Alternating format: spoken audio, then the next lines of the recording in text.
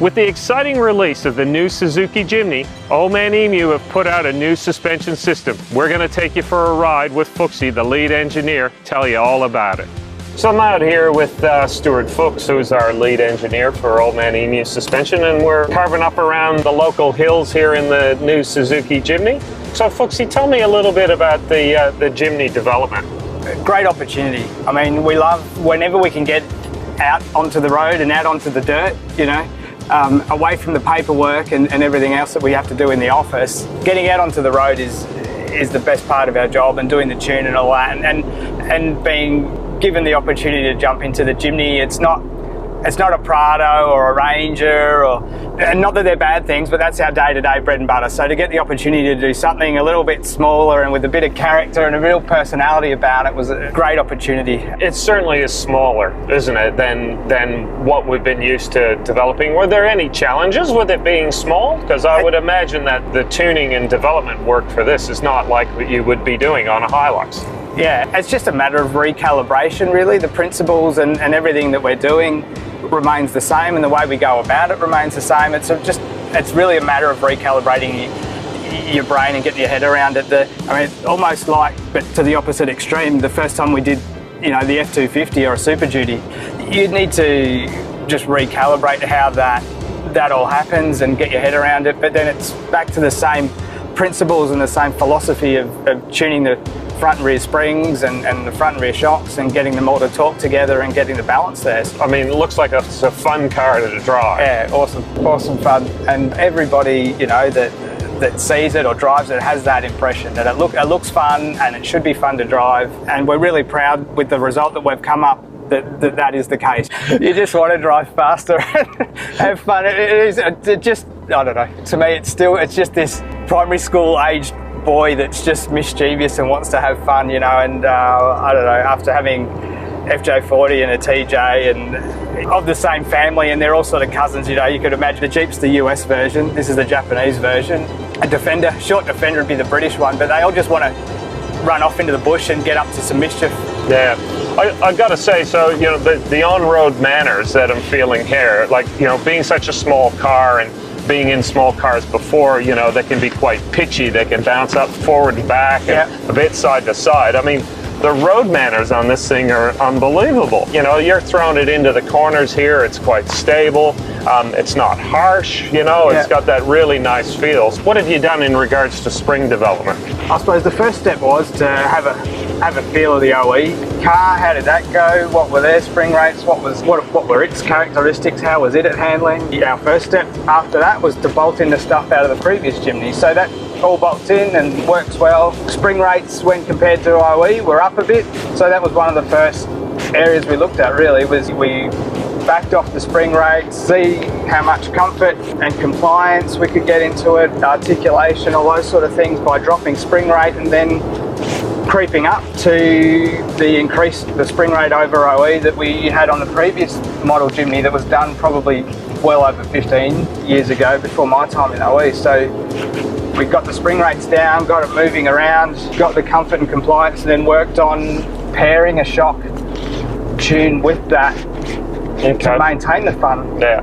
So Fuchsie, I did notice the other day when the Suzuki was on the hoist, the shocks, they're larger. They look larger in diameter than what we developed on the previous model Jimny. Can you tell me what's happening there? Yeah, so in the 15 plus years since the last Jimny suspension was developed, we've had some changes and we've had some evolution in the technology we have to develop nitrocharger. Around 10 years ago, it was that long that we brought out the range of nitrocharger Sport, which was an evolution in valving technology. So given the opportunity now on the Jimny, we've employed that technology. The shock has a lot more opportunity for refinement of the performance. The Jimny, being a lighter, smaller thing, doesn't need as much damping performance as the stuff we're used to, you know, the mid-size, full-size SUVs and trucks that we're used to. This new nitrocharger Sport style valving architecture gives us a lot more opportunity for fine-tuning at these lower damping performances. It's also meant that we've gone from a 30mm bore piston to a 35mm bore piston, and we get, again, just extra levels of refinement there. It's also meant the outer tube, or the reserve tube, the body of the shock's gone from 50 up to 54. We get more oil in it that way, which is better for cooling. It's all good stuff, and it's all going in the right direction. I noticed there was a new bracket on the rear of the car. What's that about? So that bracket's a panhard bracket, and the panhard rod is one of the parts of the rear suspension. So when you lift it 40 mil, it changes some of the dynamics of the car. It puts the panhard rod on a bit more of an angle, and then for the vertical movement of the suspension as you're going over bumps, you get lateral movement. So the flatter you can get that bar, the less lateral movement you get. And so what does that mean to you or I driving it? That lateral movement is something that you get sort of head toss. You get this movement. So as it's going up and down over bumps in the rear, you're getting lateral sideways movement of the back axle, and you get this sort of funny head tossy thing, and it feels like it's wiggling its bum a little bit. So by raising that rear panhard mount, the rear roll centre, extra complexity in the kit, but it's a bolt-on solution, and it really does improve the dynamics and behaviour of the car and help it maintain its fun driving character, really. So I also noticed that there were some bump stops. What was required there? So to reposition the lower axle end panhard mount where we wanted it, we had to come up with a bump stop spacer, because the panhard bracket and getting that mount where we wanted it was going to run into the chassis at full compression. So to get it up where we wanted it, we've introduced a little bump stop spacer, so the bump stop will stop the suspension travel before that panhard rod has any opportunity to contact on the chassis or the body.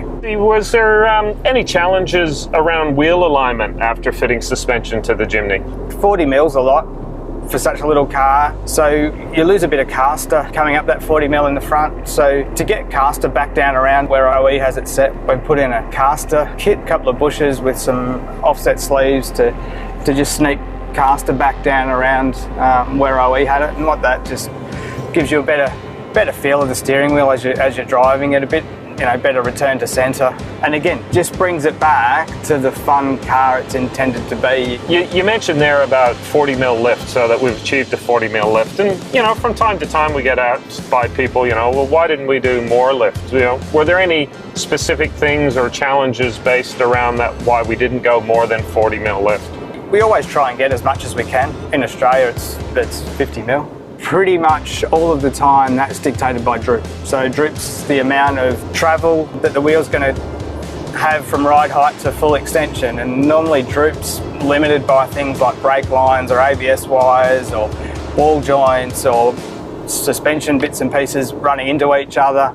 So in this case it was brake lines that was the limit of basically how much extension we could get into the shock and the whole suspension system. After we've set our sort of target droop position, we work out how much we can lift the car to allow enough droop travel to basically keep the wheels on the road, to keep it safe. Do things like braking, steering, because you can't brake very well or steer very well if the wheel's not on the ground and firmly planted. So we really keep it safe, and that's number one, and then chase control and lift and all the benefits that we get out of lift.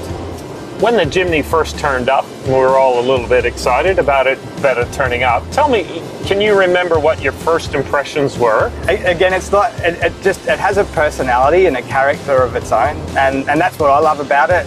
You love it for what it is, and I reckon it would be, if you're driving it in Japan or you're driving it on some smaller roads in Europe, and it probably loves it. And around town, and 60 k's an hour, 50 k's an hour around town, awesome, great fun.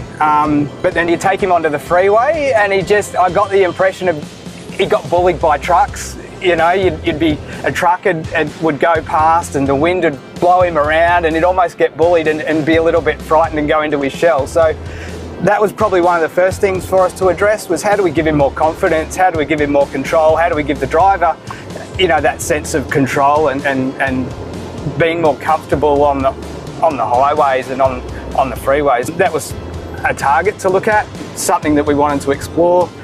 Corrugations probably wasn't one of its favourite things. The first time we took him onto corrugations, it was sort of like skipping across hot sand. So that was another opportunity for us to, you know, to explore it within our spring rates and our valving and our tune. So we've maintained the fun, is what I'd say. You know, we've maintained the fun of the general round town type of driving, and we've made some good inroads and some good improvements on corrugation and on freeway highway speeds, and just the level of confidence that you get driving in those type of situations. Yeah, the Jimny's got a little bit more tech. You wouldn't say it's the highest tech vehicle that we've seen come across our car park, but I did notice that you boys were fitting up a little bracket to the back, which I think had something to do with the headlights. What was the go there? Yeah, so that was just another one of the challenges we get with modern cars. So that was a bracket that mounts a sensor to aim the headlights with modern headlights, so that when we lift it, the headlights move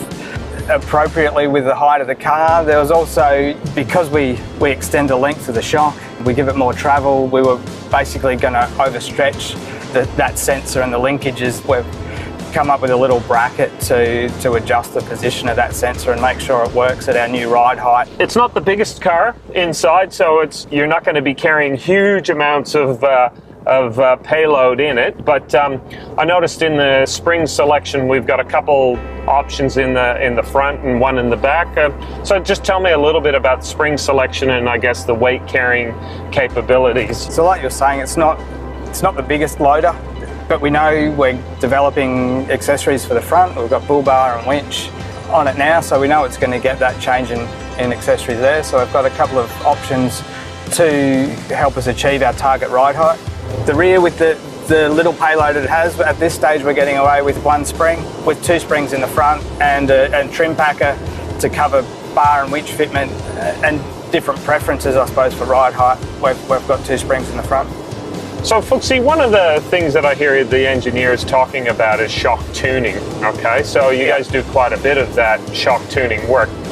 Tell me what's that about? What's involved? There's probably a couple of aspects to shock tuning and developing specifications, shock specifications to what we want. So it's not just the performance, but it's also the lengths and the mounts and all that sort of stuff. We can work out our target ride height. We hand build a shock to that extended length we want, giving us the right amount of travel, and then we set about valving a shock. So the valving a shock is changing the shims on the inside that make it softer or harder. At slow speeds, at mid-range speeds, little bumps, slightly bigger bumps, and then higher speeds for the big bumps, you know, up until the point that you sort of get a bit airborne, or some bigger speed humps that you hit a bit too fast. There's sort of a high speed, different areas of the shock that we can tune. So our job is to match that to the springs. So we build it in the lab, run it on the dyno, check what the performance is like, is it what we expect, fit it to the car in the workshop and go out and drive it on roads like this, see what its dynamic performance is like, how it handles, how comfortable it is. It's one of those things that you creep up on as well. It's a matter of almost a process of elimination. You set the window fairly wide to start with. The best way to do it is start off soft and not go drive like an idiot knowing that it's going to be soft and it's not going to have as much control as you want ultimately, and then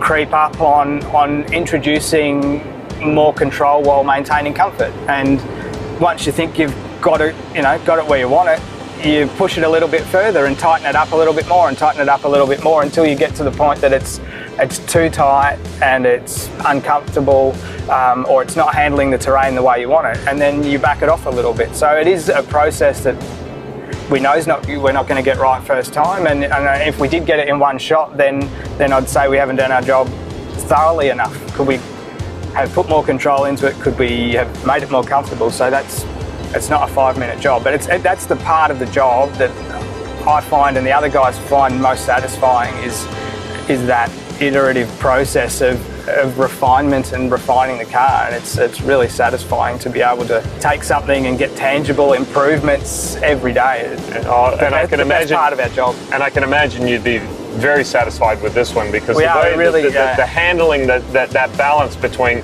control and comfort is amazing in a car that's so small like this. I think that you've done a fantastic job.